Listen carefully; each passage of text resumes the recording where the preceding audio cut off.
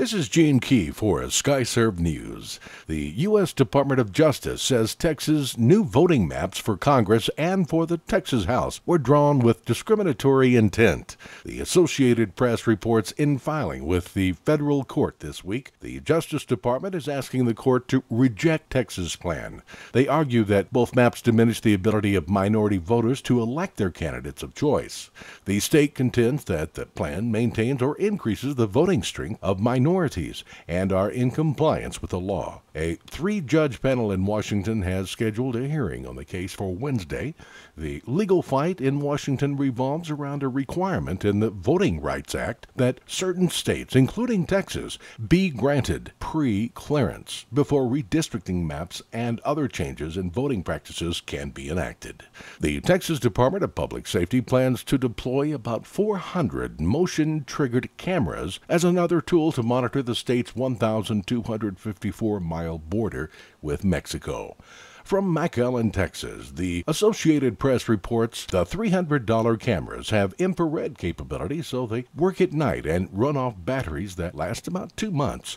Images from the cameras have already led border patrols to apprehend about 150 illegal immigrants this year. That old cliche is ringing true. If a deal is too good to be true, it probably is. From KVUE.com, a San Antonio woman experienced a painful reminder of the truism after she thought she had bought a real iPad. She was tricked. It's happening in other cities, but it is the first time police have heard of anything like it taking place in San Antonio. An iPad is the gadget everyone wants to get their hands on. They range in price anywhere from $500 to $900. So when Brittany DeLeo thought she had got one for only $150, she jumped at the chance. "It looked brand new," said DeLeo.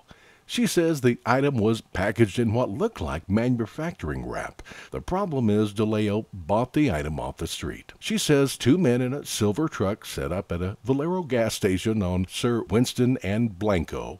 Inside the truck, they had what appeared to be more boxes of iPads, and they showed her actually working ones. "I thought, oh yes, a brand new iPad," said DeLeo. The woman said the men knew exactly what they were doing. "He said, 'Here's your iPad,' pulled it out, showed it to me, and I gave him the money," said DeLeo. The item was packaged in bubble wrap, but when she opened it, she realized it was just a picture frame with an Apple sticker affixed to the outside. This is Gene Key for Skyserve News.